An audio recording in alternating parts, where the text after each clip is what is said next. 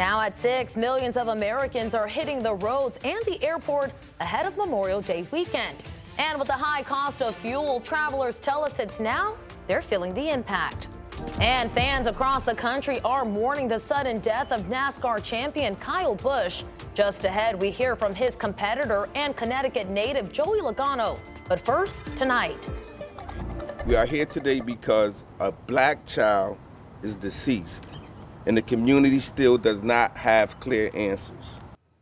You heard it there. The Connecticut NAACP says it's now launching its own investigation after just learning about the discovery of a 17-year-old boy's body that was found in the woods in freezing temperatures back on February 21st. That was nearly 3 weeks after he was involved in a crash. Thank you so much for joining us tonight. I'm Annette Montgomery. Right now this afternoon, questions are being raised about how the search for that teen was conducted and if more could have been done to save him. So let's walk you through what we know tonight. Just before 10 p.m. on Sunday, February 1st, Connecticut State Police say troopers responded to a 3-vehicle crash on the Wilbur Cross Parkway section of Route 15 northbound. Now that was just before exit 58A. While on scene, troopers say the people inside a stolen vehicle involved in the crash ran away on foot. Officials say they immediately conducted a canine search in that area you just saw near the Quinnipiac River and several streets. Then 20 days later, you see there on February 21st, the body of a 17-year-old boy was found in the woods along the Quinnipiac River. Now tonight, the NAACP says it wants answers. Whatever allegations may exist in any report, he was still a child. He was a black child, and history has taught black communities that when our children are in crisis, missing, harmed, or deceased, we cannot simply accept silence. Friday morning, leaders with the Connecticut NAACP met to discuss the circumstances and what they call the lack of answers surrounding the discovery of a 17-year-old's body in the woods. We've never seen anything public about this young person being found. So we have some serious questions with the Wallingford Police Department of exactly what is the policy of what is supposed to be done when you find a body in the woods. 20 days before the discovery, Connecticut State Police say a multi-car crash brought troopers to Route 15 northbound, where they found a stolen Acura with its airbags deployed and doors open. Investigators later determined the vehicle had been involved in an armed carjacking about 5 hours before the crash. State police say an extensive search was conducted the night of the crash, the following morning, and the days following in several areas near the abandoned vehicle. The morning after the crash, troopers say they received a call from the teen's mother, who reported her son had been in an accident and was, quote, in the woods with his friends freezing, end quote. Authorities say they then issued a missing persons report and silver alert for the teen. After following leads and conducting an aerial search, it wasn't until February 21st that state police say a person walking their dog in Wallingford found the 17-year-old's body along the banks of the Quinnipiac River near the Wallingford Compost Center on John Street. Now the NAACP says it's forming its own investigative committee to examine how the search and investigation was handled. Kim Fisher, as I had stated earlier, is the local branch president currently, and they will put together a committee of lawyers, private investigators, and community activists to find out what exactly took place. The question we are raising today is whether Kasir received the same urgency. Did this black child receive the same level of concern, protection, and mobilization that any missing child deserves? It is very disturbing that this young man's been missing for so long and that no one knew anything about it.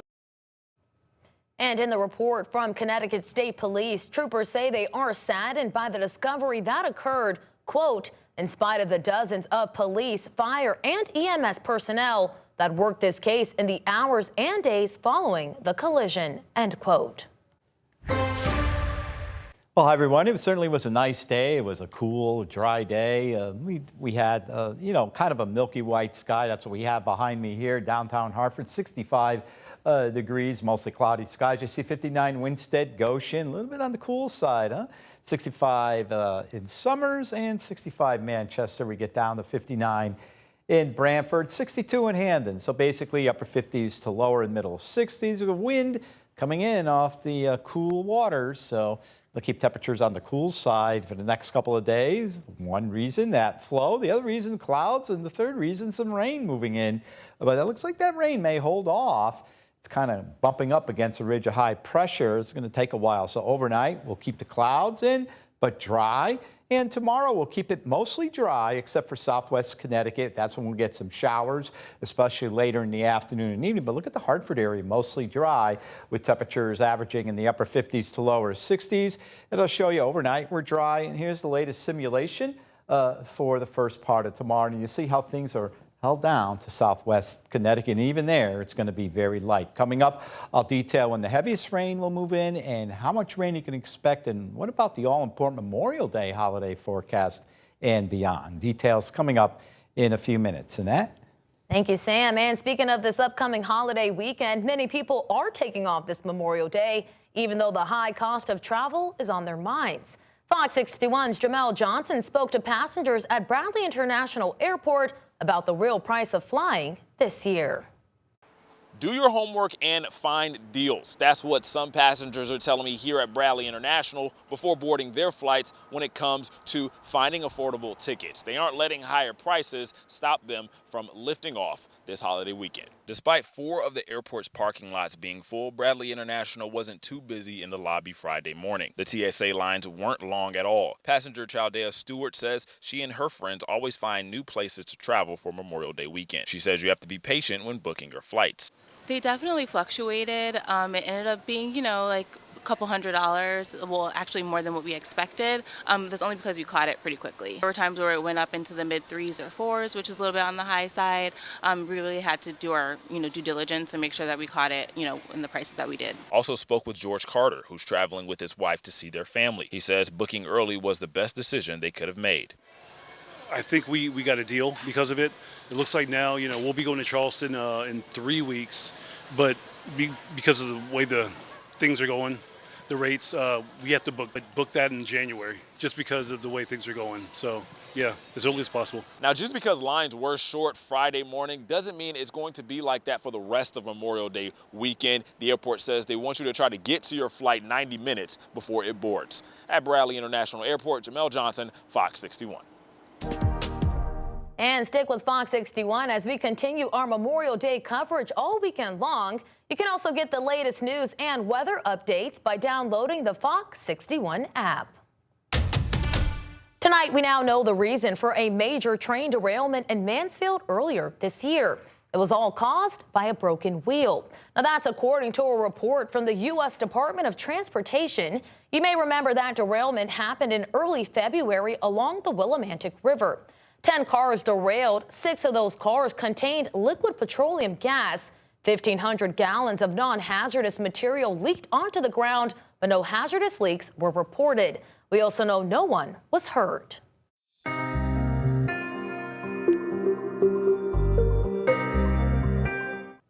A big motorsports weekend in the U.S. is starting on a very somber note. It comes as the racing community pays tribute to 2-time NASCAR Cup Series champion Kyle Busch.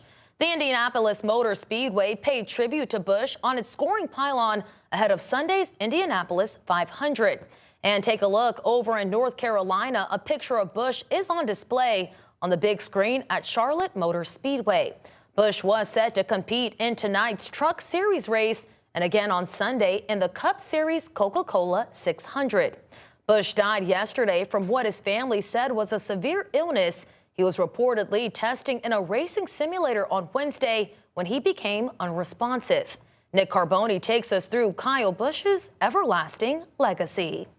Take whatever you can get, man. You never know when the last one's going to be, so cherish them all. Trust me. Kyle Busch's words ringing tragically true last weekend. His record 234th NASCAR victory across all national series would be his last. Just days later, Busch would be suddenly and stunningly gone.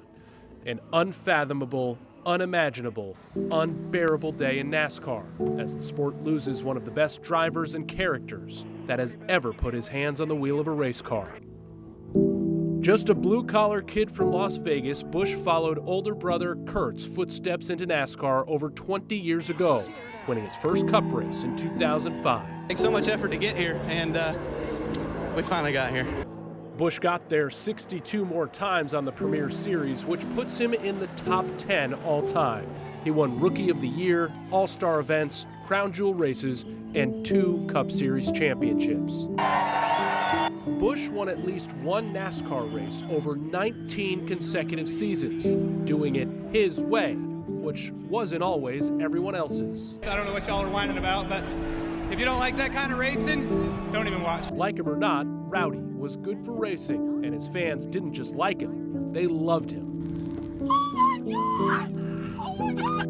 Busch and his wife Samantha have been generous off of the track, turning their journey with IVF into a way to help countless hopeful parents through Bundle of Joy, and we're willing to help many other causes in our community. This is a great cause. We've done it for a lot of years. It's obviously near and dear to our heart this year, having some benefit to the Bundle of Joy Fund. Busch leaves behind Samantha and 2 young children, Brexton and Lennox. Brexton is on the fast track himself to be a racer just like Dad, and Kyle helped him celebrate a recent birthday. Now he's gone just days later, a sobering reminder that the next race isn't promised.